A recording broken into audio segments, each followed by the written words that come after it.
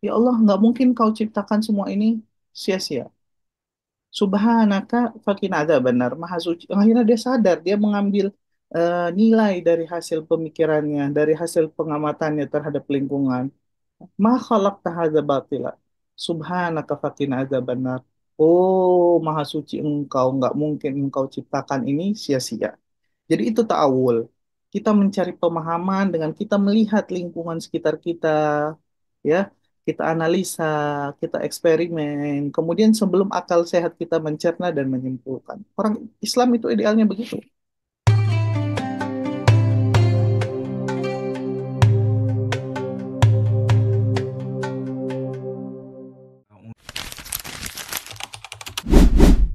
Bismillahirrahmanirrahim. Assalamualaikum warahmatullahi wabarakatuh. Waalaikumsalam warahmatullahi wabarakatuh. Alhamdulillahil qail fi kitabihil karim. Wa huwa asdaqul qailin. A'udzu billahi minasyaitonir rajim.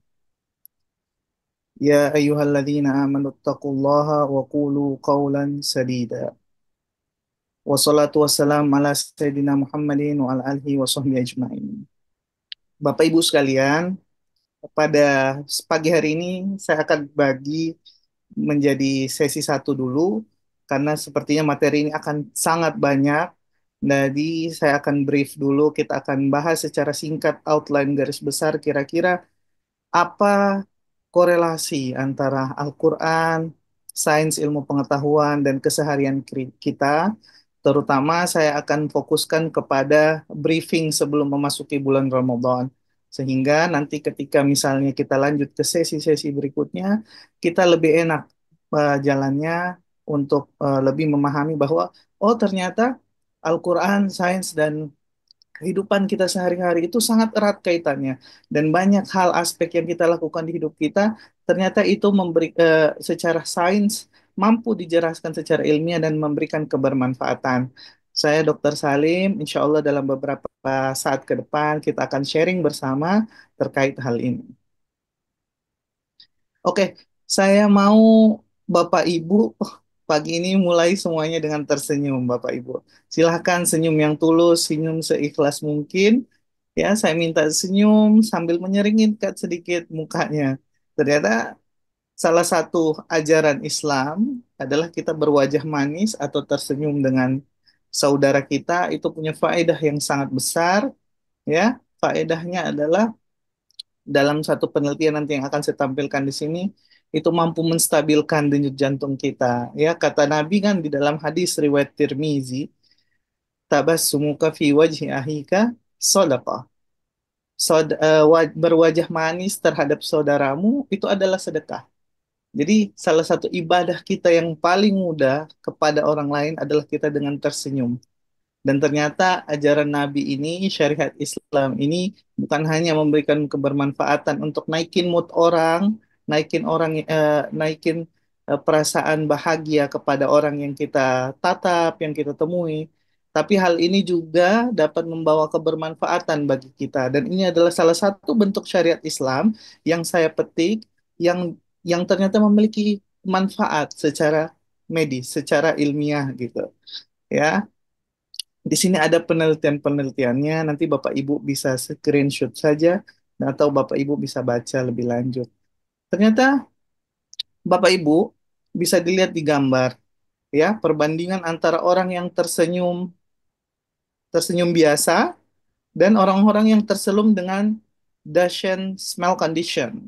Smile condition itu tersenyum tapi ada kerutan di sedikit di sudut mata. Itu namanya tersenyum Duchenne yang menyeringai gitu. Ternyata ketika kita tersenyum dengan menyeringai itu lebih mampu menurunkan denyut jantung dan kondisi denyut jantungnya jadi lebih stabil, jadi lebih tenang dan ini sangat bagus sekali terutama bagi kita-kita yang memiliki permasalahan terkait kesehatan jantung ya. Dan ini juga memberikan manfaat-manfaat yang lain selain juga mampu menjaga keseimbangan saraf otonom kita ya dan juga naikin mood kita. Jadi nggak salah kalau memang ada ungkapan satu aksi yang sederhana, satu tindakan yang sederhana itu tapi mampu memberikan impact ya, yang luar biasa dalam keseharian kita. Makanya kita harapkan dengan senyum kita pagi ini bisa membawa hal-hal kebermanfaatan lebih lanjut dalam lanjutan aktivitas kita setelah sesi ini. Oke, Assalamualaikum warahmatullahi wabarakatuh, Bapak Ibu. Kita akan mulai sesi pagi ini dengan telaah firman Allah di Surah Al-Baqarah. Dan ini sebenarnya sudah menjadi satu ayat yang sering kita dengar, terutama kalau mau memasuki bulan Ramadan. Bapak Ibu, di dalam Al-Quran, di Al-Baqarah 185, Allah berfirman, Syahrul Ramadan alladzi unzila fihi al-Qur'anu hudal linnasi wa bayyinat. Potong sampai situ dulu. Bulan Ramadan, Syahrul Ramadan, bulan Ramadan. Allazi yang di dalamnya. Unzila telah diturunkan. Fihil Quran. Al-Quran di bulan tersebut. Hudal linnasi yang menjadi petunjuk. Wabayinatin dan menjadi penjelas. Ya, wabayinatin minal huda wal furqan. Dan menjadi pembeda atas yang baik dan yang buruk. Ya, faman syahida minkum syahran falyasum wa man kana minkum maridan aw ala safarin fa iddatu min ayyamin ukhra yuridullahu bikumul yusra wa la yuridu bikumul usra walitukmilul iddata walitukabbirullaha ala ma hadakum wa la'allakum tashkurun. Dan melanjutkan ayat ini menjelaskan tentang siapa-siapa saja yang nggak perlu berpuasa, ya, dan sejatinya bahwa konsekuensi agama itu adalah selain ada perintah, ada solusi dan tidak lain dan tidak bukan adalah untuk memberikan kemudahan bagi hambanya sebagai pemeluk agama tersebut. Tapi yang menarik adalah awalan ayat ini, Bapak Ibu. Ya, di sini dijelaskan bahwa Al-Quran itu sebagai petunjuk. Petunjuk seperti apa dan bagaimana, dan kenapa hal ini dikaitkan sama bulan Ramadan, dan kenapa turun di bulan Ramadan. Ternyata yang penting kita ketahui bahwa Ramadan nanti, yang beberapa hari ke depan kita akan masuk di dalamnya, itu sebuah momentum besar, bukan hanya bagi kita umat Islam, tetapi kaum muslimin secara umum, entah yang rajin beragama atau tidak. Kenapa? Karena nanti momentum bulan Ramadan ini adalah momentum kita untuk repair atau memperbaiki kehidupan kita. Kalau saya menyebutnya kuartologi hidup, ya. Empat pokok kehidupan kita, baik dari fisik, mental, spiritual, dan sosial. Dan ini hanya bisa di-repair saat kita di bulan Ramadan. Dengan kita berpuasa dan secara khidmat mengikuti atau menjalankan syariat-syariat yang disyariatkan pada bulan Ramadan tersebut. Fisik, mental, ya, dengan berpuasa, spiritual dengan ibadah, ya, yang semakin meningkat, dan sosial dengan eh, bersedekah di bulan Ramadan atau berzakat, ya. Kenapa penting? Bahwa nanti beberapa hari ke depan kita akan masuk ke bulan Ramadan, dan bulan Ramadan itu bulan yang khususnya Al-Quran difokuskan, diturunkan di situ. Ya, bulan Ramadan nanti, Bapak Ibu sekalian, harapannya kita menjadi lebih dekat dengan Al-Quran. Karena ketika nanti kita berusaha mengkaji bahwa Al-Quran itu memiliki banyak sekali penjelasan ilmiah terkait semua aspek di dalam hidup kita, dari segi kesehatan, sosial, psikologi, ya, dan lain masih banyak lagi. Sehingga siapapun dan apapun profesi kita, kita itu sebenarnya bisa dekat dengan Al-Quran. Dan momentumnya adalah bulan Ramadan. Tapi yang perlu kita ingat, Bapak Ibu sekalian, bahwa Al-Quran itu adalah kalam Allah, bukan kitab sains. Bukan kitab sains, sama sekali bukan. Tetapi ketika Al-Quran itu membahas sains, ya, Al-Quran itu posisinya bisa menjelaskan sains, menjadi basis ilmu untuk sains, untuk dikembangkan atau dicari tahu, atau malah menjadi terobosan, ya, atau malah menjadi terobosan.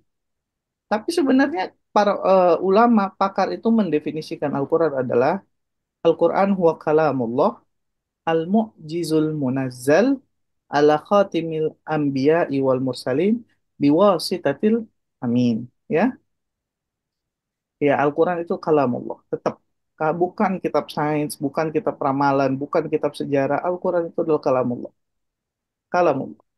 Dan salah satu cara kita untuk dapat memahami kalamullah adalah bukan sekedar membaca, Bapak Ibu.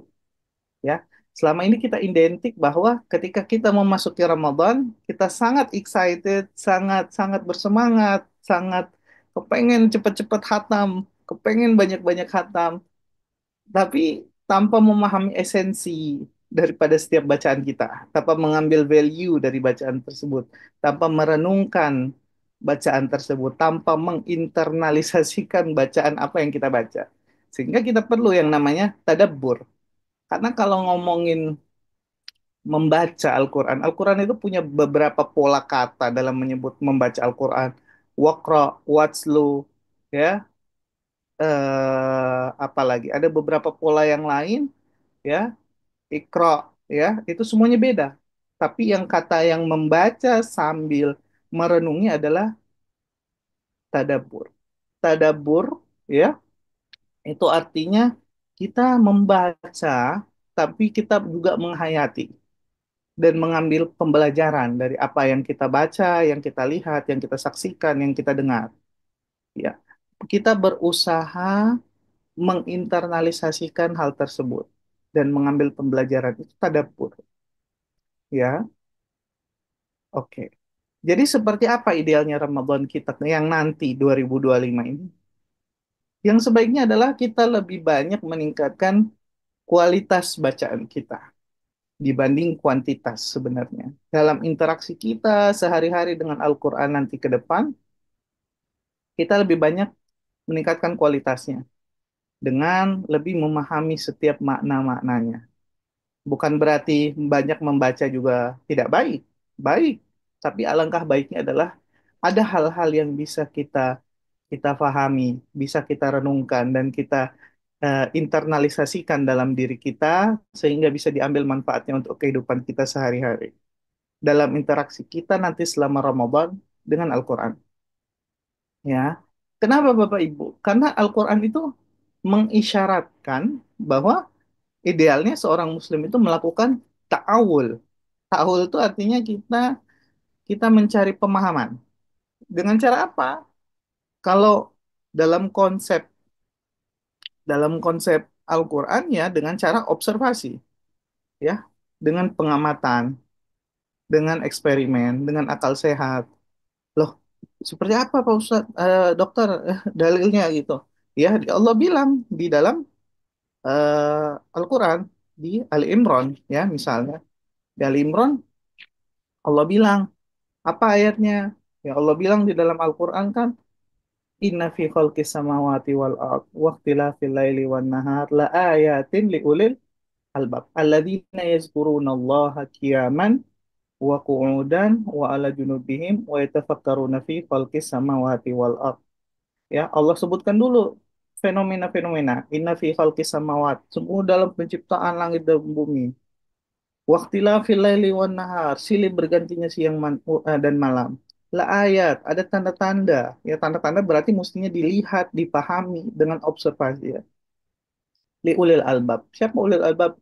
Alladzina yazkurunallaha qiyaman wa qu'udan wa ala junubihim. Orang-orang yang selalu mengingat Allah dalam keadaan berdiri, duduk, berbaring ya. Wa yatafakkaruna fi khalqis samawati wal ard dan mereka memikirkan proses kejadian tersebut, penciptaan langit dan bumi, ya. Terus apa? Ayatil li ulil albab alladzina yazkuruna Allah qiyaman wa qu'udan wa ala junubihim wa yatafakkaruna fi khalqis samawati wal ard yaquluna rabbana, ya. Apa katanya lagi? Eh, di dalam Al-Quran, Maha suci engkau. Jadi hasil buah dari berpikir itu adalah kesadaran seseorang terhadap eksistensi Allah. Apa? Rabbana ma khalaqta hadza batila. Dia bilang, ya Allah, nggak mungkin kau ciptakan semua ini sia-sia. Subhanaka fakina benar, maha suci. Akhirnya dia sadar, dia mengambil nilai dari hasil pemikirannya, dari hasil pengamatannya terhadap lingkungan. Ma khalaqta hadza batila. Subhanaka fakina benar.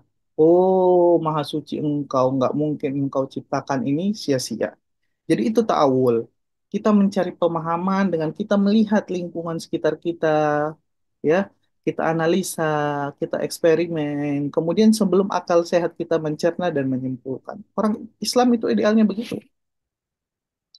Dan di dalam Al-Quran, idealnya kita bukan hanya sekedar membaca, tapi kita mampu merenungi ayat tersebut, memikirkan, kemudian menelaah, kemudian mengambil satu poin ya yang bisa diinternalisasikan ke dalam diri kita.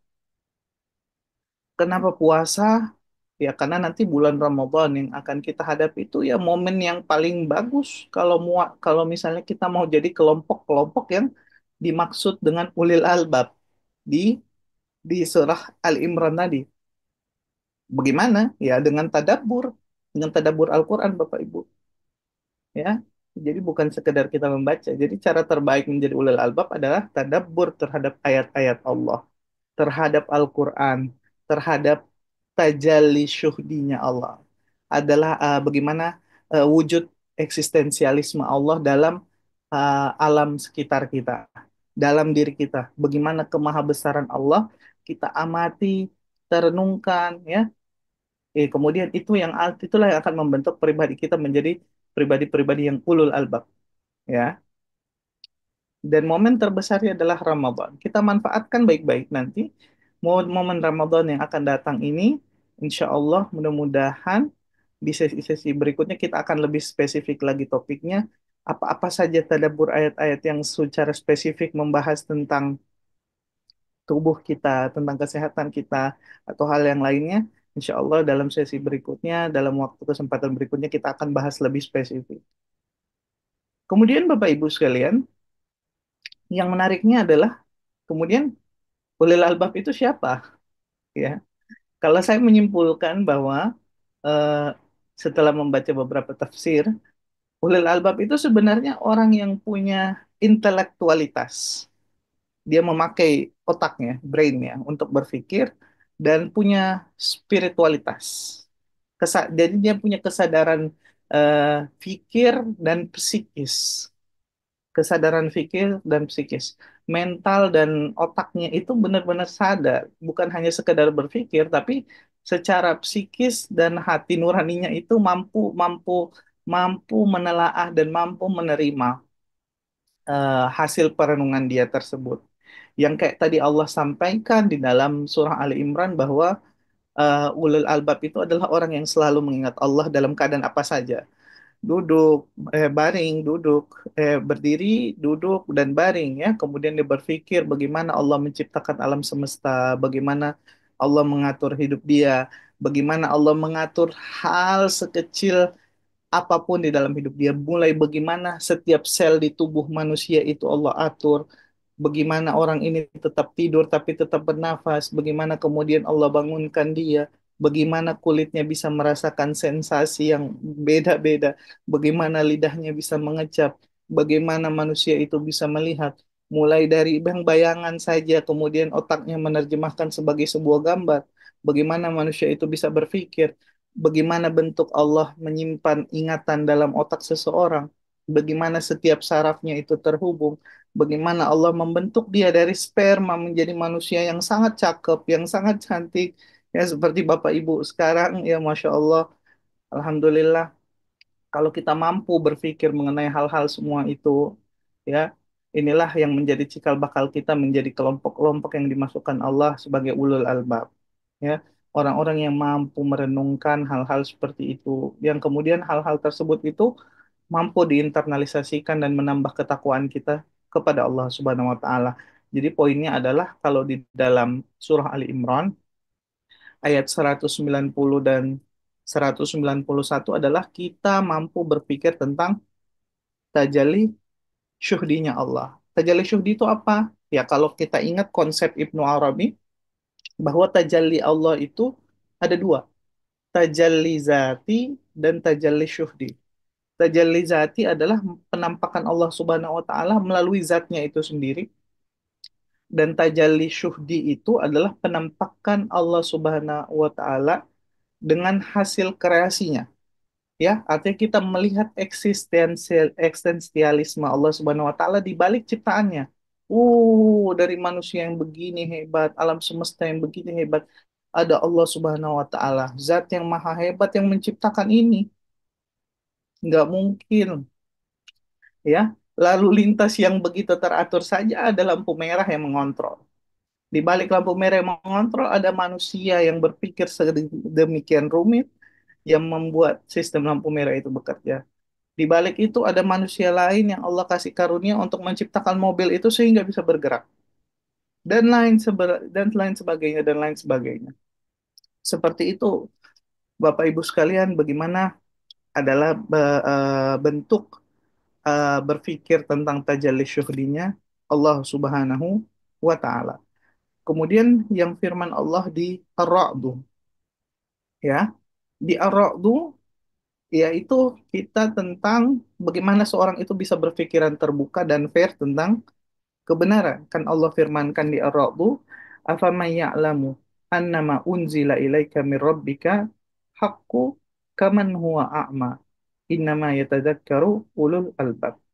Apakah apakah lebih mengetahui, ya, eh, Al-Qur'an ini sudah diturunkan kepadamu dari Tuhanmu, ya,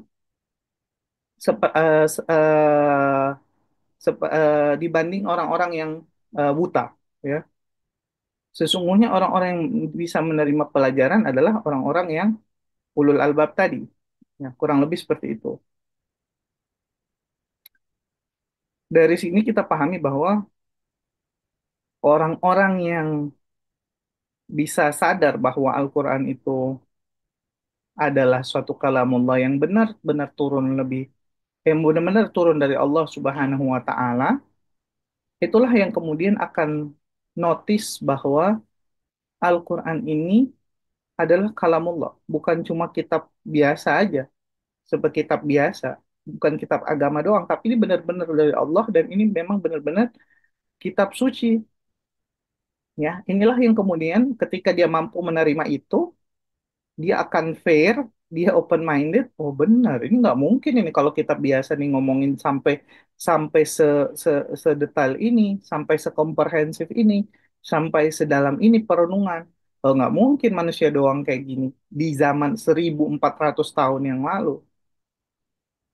Nggak mungkin.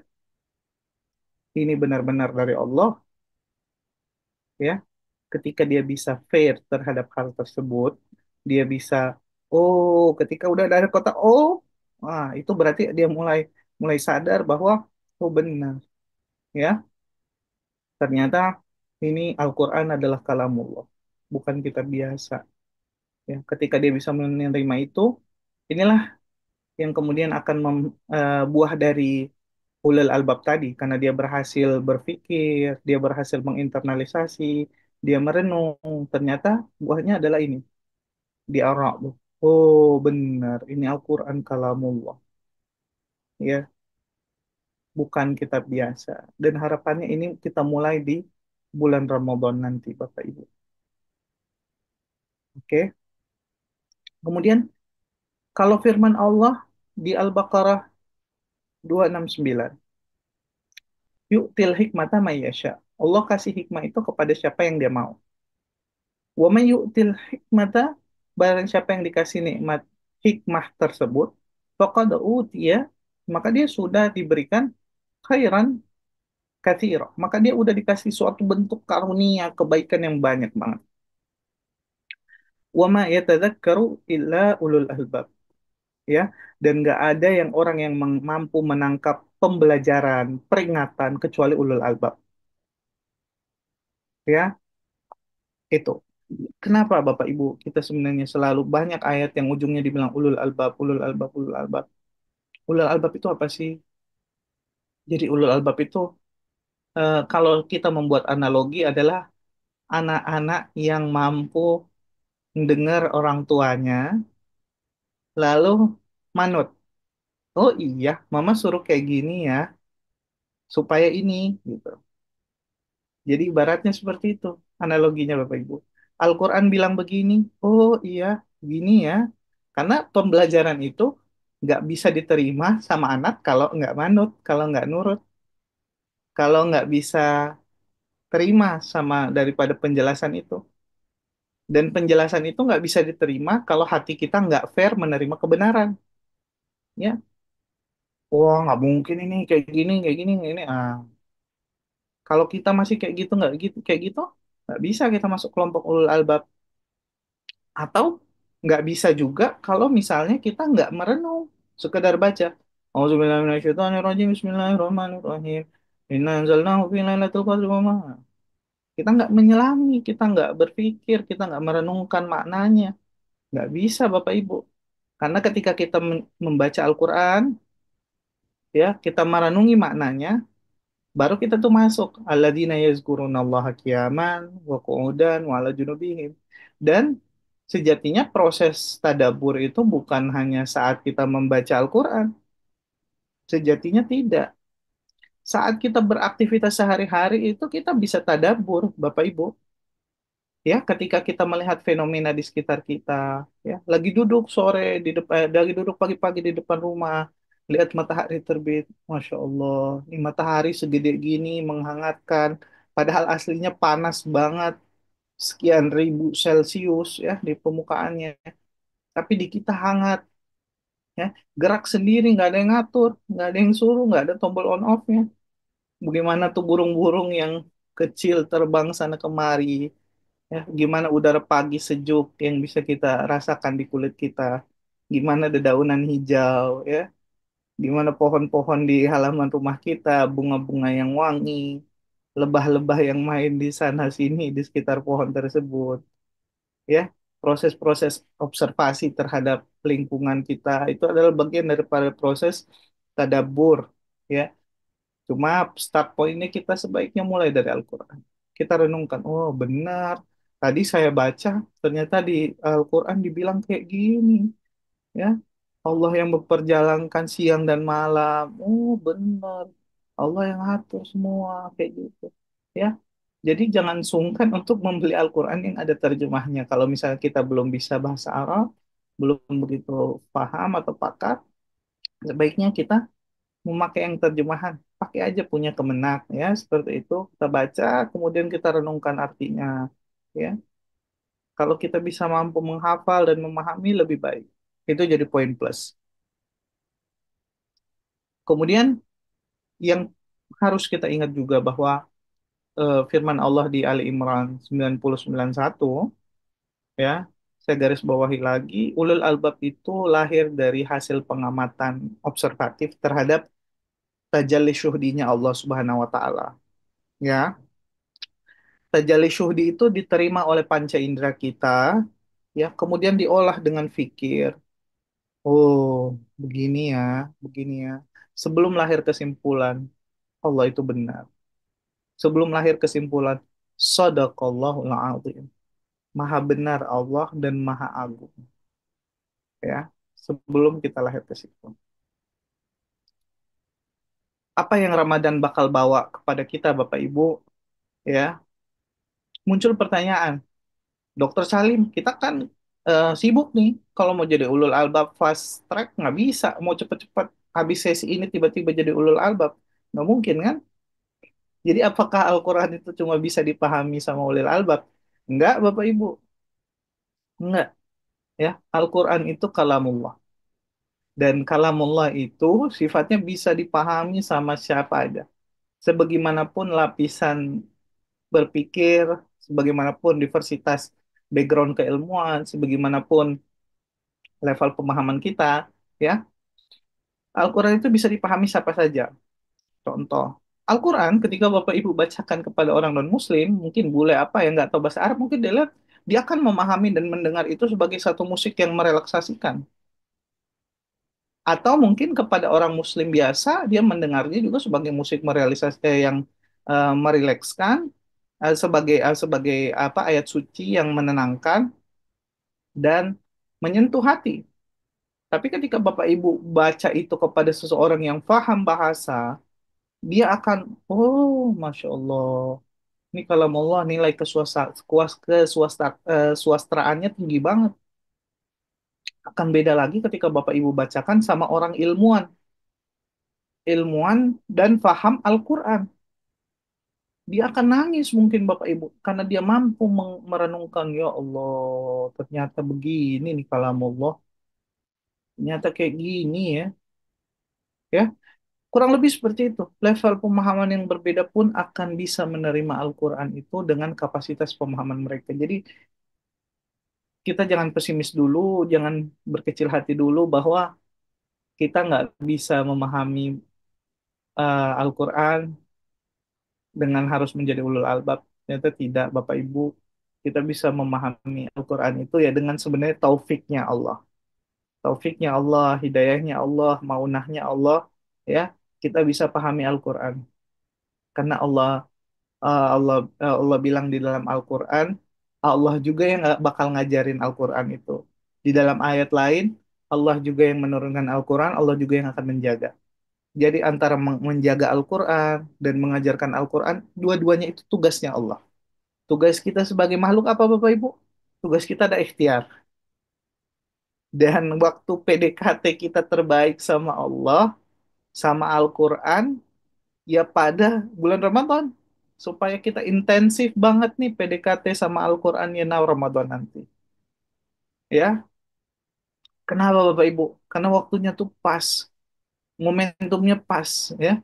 Environment Ramadan itu emang vibes-nya, kalau bahasa anak muda itu emang mendukung kita. Suasananya itu emang mendukung kita buat deket sama Al-Quran. Teman-teman kita ngaji semua ya. Kesibukan kita nggak begitu padat seperti biasanya ya. Spiritualitas kita lagi naik-naiknya karena lagi berpuasa kayak gitu. Jadi Ramadan nanti bakal jadi titik start kita, garis start kita untuk menjadi ahlul Quran. Ya, apa itu ahlul Quran? Ya, ahlul Quran itu akan berbeda dengan ulul albab tentu.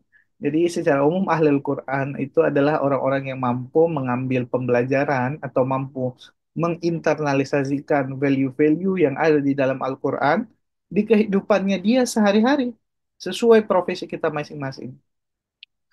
Kalau sebagai saya atau ibu-ibu atau bapak-bapak yang dokter ya kita jadi dokter yang berdasarkan Al-Quran gitu, kayak gitu ya. Atau mungkin pedagang-pedagang yang sesuai Al-Quran.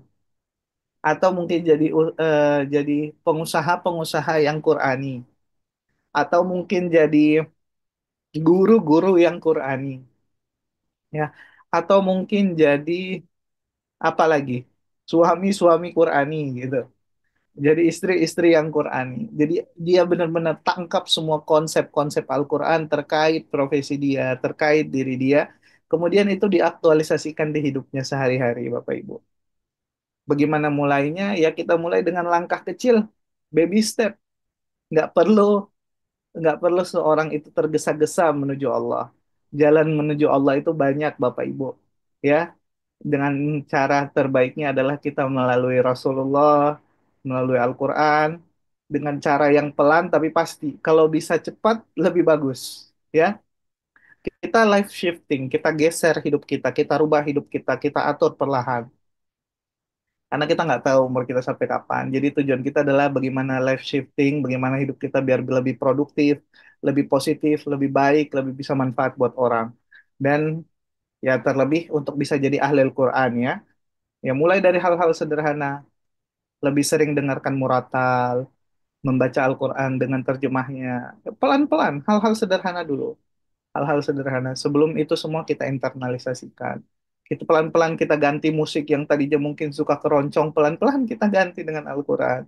Karena ya mungkin dengar keroncong nggak ada pahalanya, mungkin dengan Al-Quran didengarkan dapat pahala. Kalau bisa paham, pahalanya double kayak gitu ya. banyak banyak jalan menuju Allah, banyak cara menuju Allah, dan hal-hal menuju Allah itu kebanyakan dengan hal yang mudah. Dan lebih enak sebenarnya dari hal yang mudah Bapak Ibu, biar kita nggak bosan. Dan kapan kita mulainya? Nanti saat Ramadan. Ya, banyak hal-hal sekali yang diatur di dalam Al-Quran, banyak hal-hal sekali yang bersinggungan dengan syariat Islam, dalam kehidupan kita sehari-hari, dalam hal-hal kesehatan, yang akan kita bahas nanti, ya, sehingga penting bagi kita saat ini untuk mulai dekat dulu sama Al-Quran sebelum kita ke sana.